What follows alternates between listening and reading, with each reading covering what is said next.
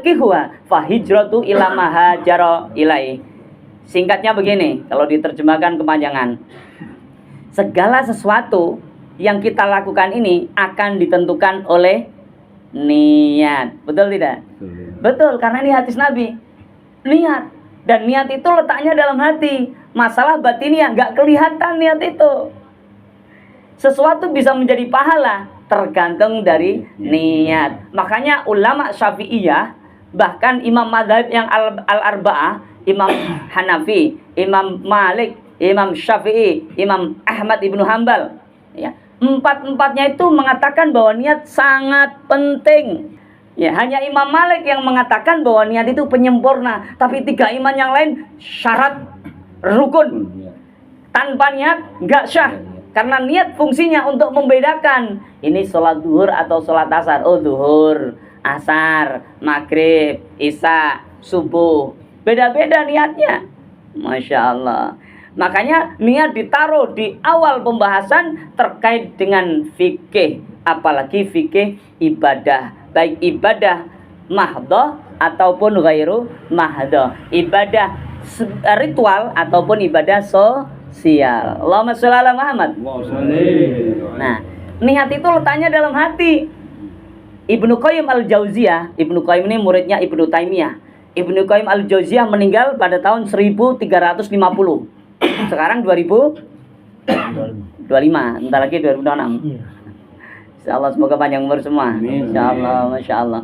1350 beliau wafat. Ibnu Qayyim al-Jauziyah menulis buku yang sangat terkenal, namanya Raudhatul Muhibbin, taman orang-orang yang jatuh cinta. Loh, masyaallah. Itu buku beliau yang sangat terkenal, diterjemahkan banyak ke dalam bahasa Indonesia.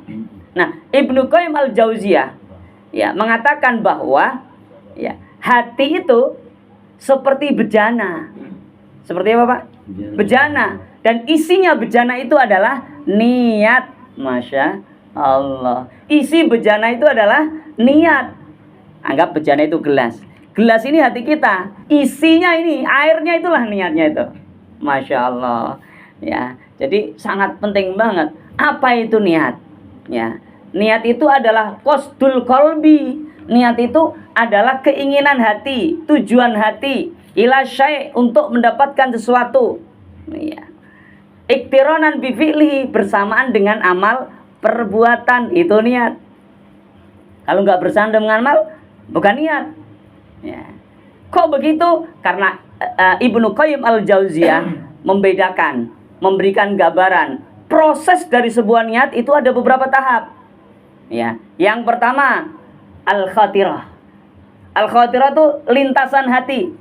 Hadisnya ya, al-ithmu ma haka fi sadrika wa karihta ayyatali'a alaihin nas gitu. Ada yang al-ithmu ma khatara fi qalbika wa karihta ayyatali'a alaihin nas. Beberapa teksnya ya, konteksnya. Ya, ada beberapa macam. Ya, intinya al-khatirah. Apa itu al-khatirah? Lintasan hati. Detakan hati. Sak kelebat tapi di dalam hati. Itu khatirah. Pertama orang pasti begitu. Pertama al-khatirah dulu. Kedua lanjut. Setelah al-khatirah apa? Ya. Setelah al-khatirah menjadi al-fikrah. Ya. Pikiran, pemikiran. Mari terlintas, ya. Sambil dimakan, monggo silakan. Nah, nggak apa-apa, Pak RW, aman. Ya, biar tambah fokus. Nah, sambil makan. Kalau di pengajian kita makan itu bikin fokus. Jadi jangan dibalik. Nah, maka silakan boleh sambil makan. Tapi tetap mendengarkan. Insya Allah. Jadi sampai mana tadi? Al-khatirah. Al-khatirah itu lintasan hati. Setelah itu jadi al-fikrah, pikiran. Oh iya ya. Ah, udah mulai pikiran tuh. Setelah pikiran apa? Ada keinginan, al-iradah. Jadi tahapannya ada beberapa itu, enggak ujuk-ujuk. Ya. Iradah, keinginan. Setelah iradah apa? Al-azimah, tekad yang kuat. Ya. Jadi kalau kita bahasa Indonesianya tekad, ya, al-azimah atau azam, tekad. Tekad untuk ini, tekad. Belum, masih tekad di dalam hati. Baru yang masuk ke tahap berikutnya an-niyah, yaitu niat. Karena niat itu langsung bersamaan dengan amal perbuatan. Allahu Akbar, niat udah langsung bersamaan dengan takbir. Niat sholatnya itu. Di mana tempat niatnya? Di dalam hati. Karena prosesnya tadi ada di dalam hati. Inilah yang disebut batiniyah. Inilah yang separuh ajaran agama. Jadi separuh ajaran agama itu letaknya di hati. Iman letaknya di mana Pak? Hati. Takwa letaknya di hati. Masya Allah. Iman letaknya di hati, takwa letaknya di hati, niat letaknya di hati. Maka niat itu penting posisinya. Bagaimana caranya agar niat kita itu lurus? Tadi kan ya, caranya agar semua amal perbuatan kita menjadi pahala. Itu yang pertama, niatnya harus lurus. Niat lurus itu apa? Niat hanya berharap pahala dari Allah.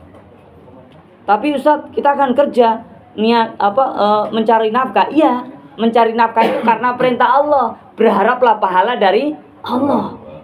Jangan hanya berharap gaji atau bayar, rugi. Wong kita nggak berharap gaji aja, gaji dicairkan karena kita bekerja.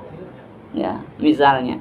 Jadi niatnya harus berharap, ya Allah, aku bekerja untuk memenuhi kepentingan keluargaku.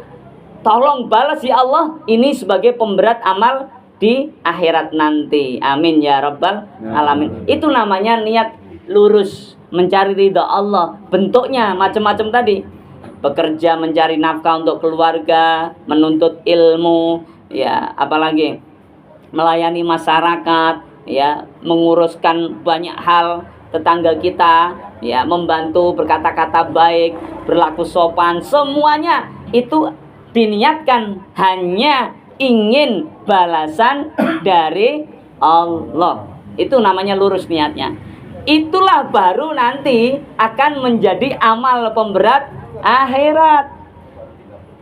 Kalau nggak bisa lurus, nggak jadi amal, dapatnya hanya jadi berkat di dunia.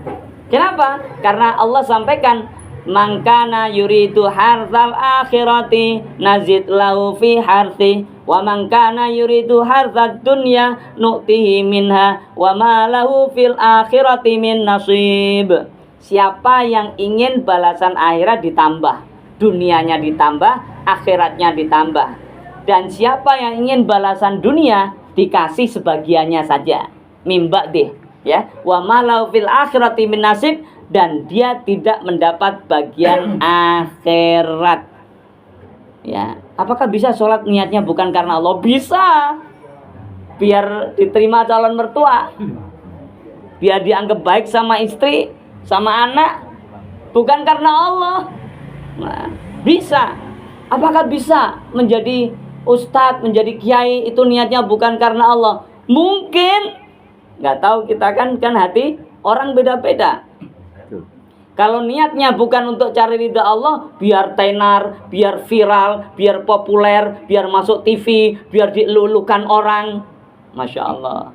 Saya kemarin, Bapak yang dirahmati Allah, 2 pekan yang lalu saya nggak bisa khutbah, saya gantikan teman saya. Teman saya itu karena biar meyakinkan DKM bahwa teman saya itu punya keahlian lah begitu, saya bilang, Pak, ini teman saya nggak usah khawatir, teman saya ini biasa ngisi di TV One, Damai Indonesiaku Pagi. Udah, setelah itu dibaca 5 menit berikutnya dia WA, Pak Ustadz, keuangan masjid kami belum cukup katanya. Loh, kaget saya. Ya, kenapa? Loh, ini Pak Ustadz ini. Oh, Masya Allah. Kan kita menghargai orang berilmu. Masya Allah. Jadi menurut banyak orang yang, mohon maaf, yang awam menganggap setiap yang masuk ke televisi itu berilmu, hebat. Koruptor juga masuk televisi. Penjahat juga masuk televisi. Ini kalau agama sudah ditempeli dengan kerakusan dunia, dengan hawa nafsu, itu ujungnya berubah niatnya, pengen tenar, pengen hebat, pengen dilulukan.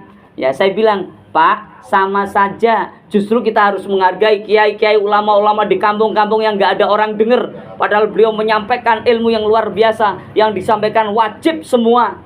Pahalanya luar biasa. mulia di